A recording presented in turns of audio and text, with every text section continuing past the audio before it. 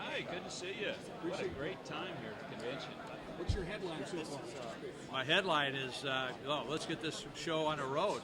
It's time. We spent a step back a day, which I think was proper and good.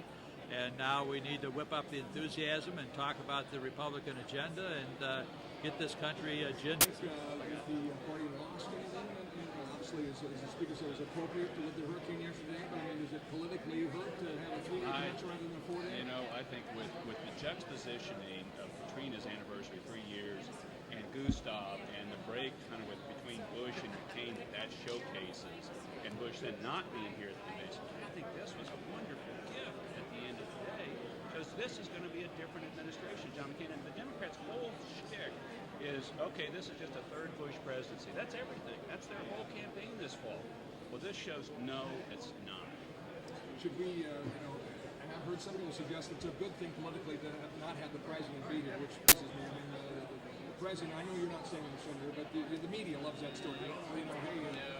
Tie the two together. I mean, what do you make? Look, I think it's appropriate. And the Senator and I have worked together on a lot of things, but you need to have George Bush be able to hear and close his chapter, at least make his case, and close the book on the things that he's done. This guy went from a peacetime president, when you can talk about education and health care and energy, to a wartime president, and he made the point that he would not let what happened on 9/11 happen to this country again, and he made good on his promise. And I think history will vindicate him, and I think I'd like the president to be able to make that point. But then we need to move on, because we have a new administration moving forward, we have new ideas, and kind of a different direction. So I think that's a great thing. How are they different, Senator John McCain and George Bush? John McCain's a maverick. He's a maverick reformer, has been for some period of time. George Bush is more of a traditional conservative and has performed well. And I agree with Denny. I think that George Bush will go down great in history. Just right now, it's not history yet.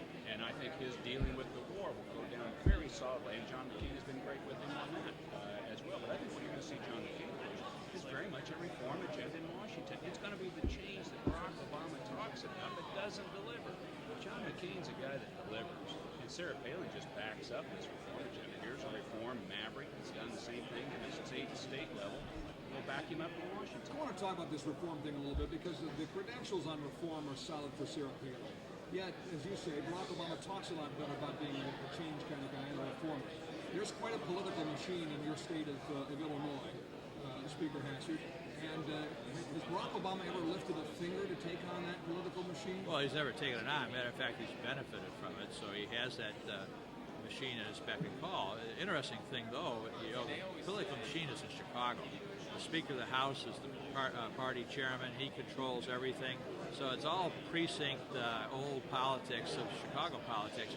And if you look at the polls in Chicago, you get everything south of Illinois, and John McCain's winning.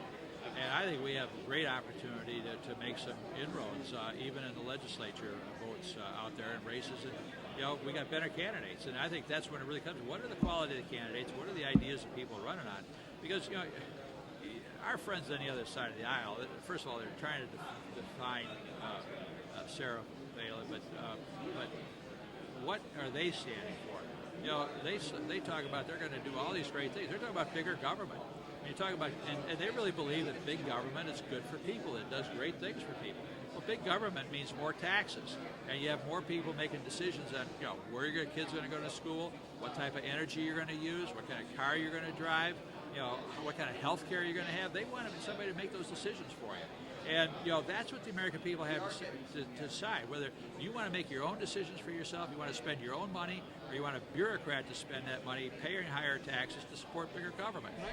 That's a clear choice that people have. I hope the American people also, when they look at that choice, say, hey, here's a guy who talks about change, but has an opportunity in Chicago where there is quite a political machine and does nothing about it. Well, the good senator has been served in the U.S. Senate. This guy served in the U.S. Senate for 4 years, but he's never had a chance to be the senator because he's been a rock star. He's never been the votes. Elvis. Yeah, it's Elvis. Yeah.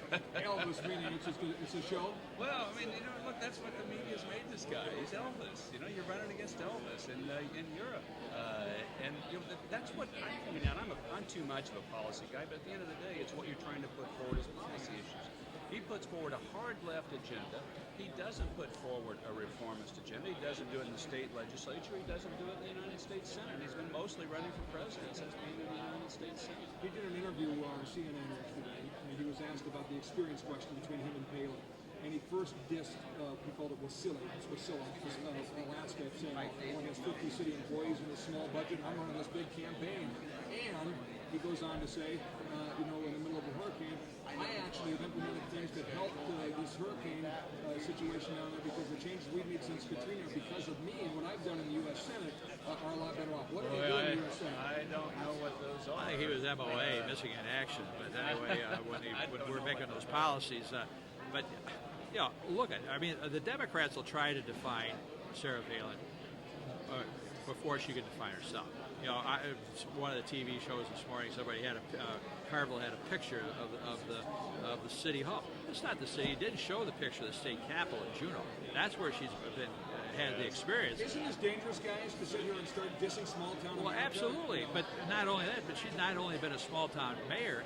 She's been the governor, the chief executive officer of a state. Nobody else on the whole ticket on either side has had that experience. Well, and I got to say too, we have 5 children, and I'm talking to my wife, and I'm often Washington, and she's dealing with this and that problem, and I often will say, well, I'm going to go back to my problems. They're a lot easier than ones that you're wrestling with right now. I mean, really, honestly, dealing with the problems of raising a family is a difficult situation, and not a bad experience to bring into government.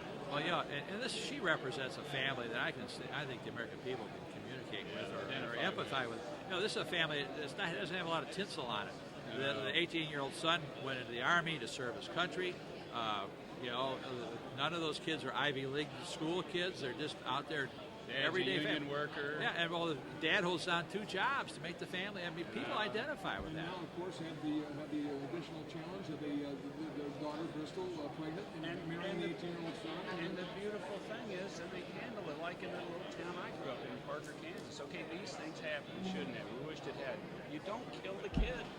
You don't kill the innocent child. You have the child. You surround the child with love, and you try to make the best you can. So that's what you do. Media's running around with their hair on fire trying to play gotcha. Oh, hypocrite, you're for abstinence, and look what happened to your daughter.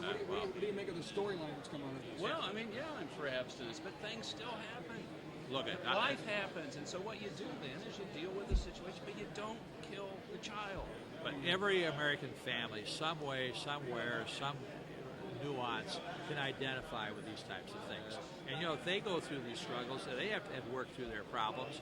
And here's a real family that's going to do it. I think certainly it's a burden and it's a worry and it's a heartache. But they're working through it, and I think that's the value. Last question for you two has to do with the future of the conservative cause in the Republican Party. A lot of people feel like the Republican Party lost its way on spending and a few other issues that caused, obviously, the majority to swing back to the Democrats. In the end, it may ultimately bring John McCain presidency because these last 2 years have given the American public a pretty good idea what Democrats do when they're in control, and it's not lead. But has the Republican Party lost its way? Do we need to get let me take a crack at this first. I was Speaker for 6 of those years, and when 9/11, when I went from a peacetime speaker to a wartime speaker, those 3 years before that, we had given back $500 billion and paid down $500 billion in public debt. At that point, after 9/11, we had to stand up an army. We had to be on 2 fronts. And, we set up Homeland Security. And we said we will never let this happen to this country again. And we did, and we spent the money and did the things to make sure it didn't happen. The rest of the spending was pretty well flat line on all the other issues. So, we did what we had to do to protect our country. Look what the Democrats are doing. I think that's what opens people's eyes. I think what we've got to do is open a new chapter on the conservative movement of taking the problems we have today and applying conservative solutions. Energy. We need to have green investment, some of the things like what Denny's working on. This is going to be one of our big waves into the future. We need to deal with the environment, but from an investment perspective, in a conservative market base. Same on healthcare. What I think is that what we're doing is that some of the other chapters, maybe we move one path. We've got to deal with current problems with conservative market-based solutions, and we can and we are, and I think that's the chapter that we move into. John McCain, what needs to be the headline when this week's done, guys?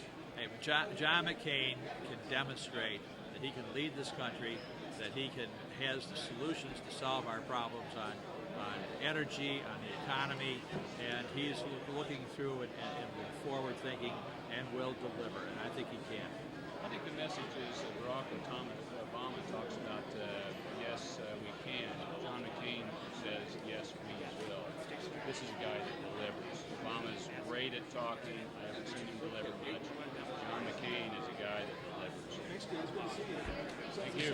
Thank you. My pleasure. Speaker of the House, Dan Hastert.